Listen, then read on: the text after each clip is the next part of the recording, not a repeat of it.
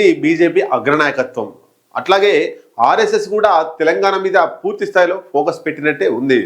దీంట్లో భాగంగానే తెలంగాణ బీజేపీ నాయకుల మీద ఆర్ఎస్ఎస్ చాలా కోపంగా అసంతృప్తిగా ఉన్నట్టు మనకు తెలుస్తుంది. బీజేపీ తెలంగాణ నేతలకు క్లాస్ తీసుకున్నట్టు కూడా తెలుస్తుంది. బీజేపీ ఏం ఫైట్ చేస్తుంది తెలంగాణలో ఉన్నటువంటి కాంగ్రెస్ ప్రభుత్వానికి వ్యతిరేకంగా ఏం ప్రోగ్రామ్ చేస్తున్నారు, నిద్రపోతున్నారా అని పెద్ద స్థాయిలో బీజేపీ తెలంగాణ నేతలకు ఆర్ఎస్ఎస్ క్లాస్ తీసుకుందట. ఒక్కసారి ఈ విషయం గురించి చాలా డెప్త్ గా మనం మాట్లాడుకుందాం. బీజేపీ అన్ని రాష్ట్రాలలో అంటే సుమారుగా 18 రాష్ట్రాలలో ఇప్పటికీ అధికారంలో ఉంది. ఎట్లయినా అక్కడ ఉండేటువంటి రాష్ట్రాలలో ప్రాంతీయ పార్టీలను కనుమరుగు చేస్తూ ఒక్కొక్క రాష్ట్రాన్ని కైవసం చేసుకుంటూ వస్తుంది. ఇప్పుడు దక్షిణాది రాష్ట్రాలలో మొన్న కేరళలో కూడా బీజేపీ పాచికలు పారలేదు, అట్లాగే తమిళనాడులో బీజేపీ పాచికలు పారలేదు. ఇప్పుడు ఫోకస్ అంతా కూడా తెలంగాణ మీద పెట్టిర్రు. 8 ఎంపీలు ఉన్నాయి కాబట్టి ఆ పని విధానానికి అనుగుణంగా బీజేపీ అగ్రనాయకత్వం అనుకున్న లక్ష్యానికి అనుగుణంగా తెలంగాణ నాయకత్వం పనిచేయడం లేదనేటువంటిది వాళ్ళ దగ్గర ఉన్నటువంటి రిపోర్టు. కాబట్టి ఆర్ఎస్ఎస్ రంగంలోకి దిగింది తెలంగాణకు సంబంధించి. దానిలో భాగంగానే ఏం జరిగింది, ఎట్లాంటి చర్చలు జరిగినాయి, దీంట్లో ఏం మాట్లాడుకున్నారు అనేటువంటి విషయాన్ని మీ ముందు తీసుకొచ్చే ప్రయత్నం జనం టీవీ చేస్తుంది. బీజేపీ ఆర్ఎస్ఎస్ ఈ సంయుక్త సమావేశం, కీలక సమావేశం జరిగిందట. అది హాట్ గా కూడా జరిగిందనేటువంటి విషయం తెలుస్తుంది. వచ్చే అసెంబ్లీ ఎన్నికల్లో అధికారంలోకి రావడానికి బీజేపీ ఇప్పటి నుండే ప్లాన్ వేసింది. కేంద్ర నాయకత్వం ప్లాన్ వేస్తే తెలంగాణ రాష్ట్ర నాయకత్వం దాన్ని ఎట్లా అమలు చేస్తుంది, ఏం పని చేస్తుర్రు చెప్పాలని ఆర్ఎస్ఎస్ అడిగిందట. మొత్తం మీద తెలంగాణ రాష్ట్ర నాయకుల్ని ఆర్ఎస్ఎస్ పెద్దలు తెలంగాణలో బీజేపీ అధికారంలోకి రావడానికి మీరేం చేస్తున్నారు అని ప్రశ్నించిందట.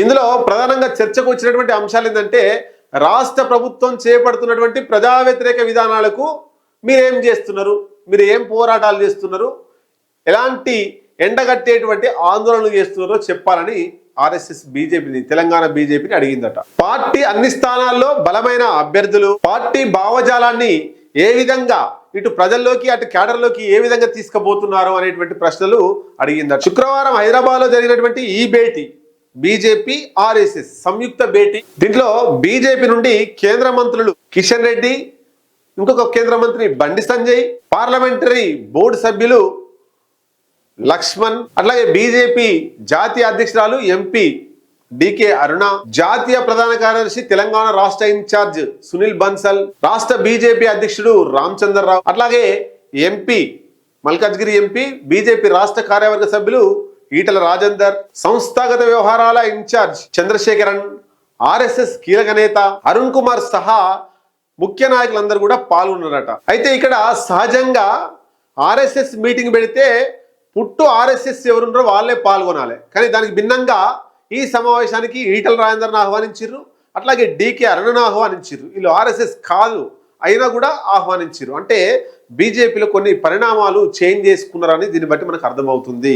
ఈ సమావేశం ప్రధానంగా బీజేపీ 2028లో జరిగేటువంటి అసెంబ్లీ ఎన్నికలకు పూర్తి సన్నద్ధం కావడం కోసం నిర్వహించారట. దానికి అనుగుణంగా ప్రణాళిక గురించి చర్చించారట దీంట్లో. అయితే ఈ ఆర్ఎస్ఎస్ నేతలకు కిషన్ రెడ్డి అట్లాగే బీజేపీ రాష్ట్ర అధ్యక్షుడు రామచంద్రరావు ప్రణాళికలను వివరించారట. తెలంగాణ రాష్ట్రానికి సంబంధించినటువంటి పార్టీ నిర్మాణం, ఎట్లా ఎన్నికలకు వెళ్లాలనేటువంటి ప్రణాళికను ఆర్ఎస్ఎస్ నేతలకు వివరించారట. బీజేపీ తెలంగాణ రాష్ట్రంలో అధికారంలోకి రావడానికి మంచి అవకాశాలు ఉన్నాయని, ప్రజల మద్దతు కూడా పెరుగుతుందని ఆర్ఎస్ఎస్ నేతలకు తెలంగాణ నేతలు వివరించారట. పార్టీ సైతం కేడర్ చాలా పటిష్టంగా పనిచేస్తున్నారని చెప్పిరట. అయితే వీళ్ళు చెప్పిన తెలంగాణ బీజేపీ నేతలు చెప్పిన అంశాలకు ఆర్ఎస్ఎస్ నేతలు సంతృప్తి వ్యక్తం చేయలేదట, అసంతృప్తి వ్యక్తం చేసిరట. పార్టీ కార్యక్రమాలు ఇంకా వేగం పెరగాల్సి ఉంది, స్తబ్దతగా ఉంది, సరైనటువంటి విధానంలో కాంగ్రెస్ పార్టీ మీద ప్రజా వ్యతిరేక విధానాల మీద పోరాటం చేయడం లేదు, గతం కంటే కొన్ని కార్యక్రమాలు పెరిగినా సరే ఇంకా దానికంటే వేగాన్ని పెంచాల్సి ఉంది. అదే సమయంలో పార్టీలో చేరికలు అసలే జరగడం లేదు, పార్టీలో చేరికలు లేకపోతే పార్టీ ఎలా బలపడుతుంది, ఎలా జనాల్లోకి వెళ్తుంది, పెద్ద పార్టీగా ఎలా ఉంటుంది అనేటువంటిది ఆర్ఎస్ఎస్ నేతలు ప్రశ్నించారు. అయితే ఇంకొక కీలక విషయం కూడా దానిలో వచ్చిందట. పార్టీ నాయకులకు అంటే గ్రూపులుగా ఉన్నారు.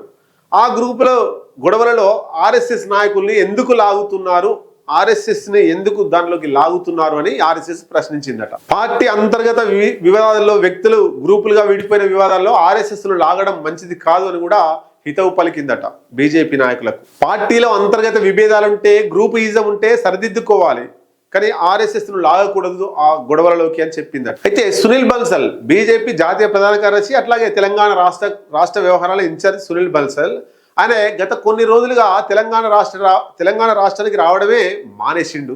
అయితే శుక్రవారం చాలా గ్యాప్ తర్వాత శుక్రవారం హైదరాబాద్కు వచ్చిండు ఈ సమావేశంలో పాల్గొనడానికి. ఇటీవల పశ్చిమ బెంగాల్ అసెంబ్లీ ఎన్నికల్లో సునీల్ బన్సల్ దానికి ఇన్ఛార్జ్ గా వ్యవహరించాడు. ఇప్పుడు ఆయన రాకతో వెస్ట్ బెంగాల్ తర్వాత నెక్స్ట్ టార్గెట్ తెలంగాణ అనేటువంటిది బీజేపీలో గుసగుసలు వినబడుతుంది. బెంగాల్లో ఆయనకు అప్పగించిన పనిని విజయవంతంగా పూర్తి చేశాడని, ఇప్పుడు తెలంగాణ రాష్ట్రంలో అప్పగించిన పనిని కూడా పూర్తి చేసే వెళ్తాడని బీజేపీ నాయకులు మాట్లాడుకుంటున్నారట. అయితే వెస్ట్ బెంగాల్ కి తెలంగాణకు చాలా డిఫరెంట్ ఉంది. వెస్ట్ బెంగాల్లో అక్కడ మమతా బెనర్జీ పాలన మీద విసిగిపోయినటువంటి ప్రజలంతా కూడా బీజేపీకి పట్టం కట్టారు. ఇక్కడ బీజేపీ అంత ఈజీగా తెలంగాణ రాష్ట్రంలో అధికారంలోకి వచ్చే అవకాశాలు కనబడతలేవు. బీజేపీ టార్గెట్ అంతా కూడా తెలంగాణ మీదే పెట్టింది.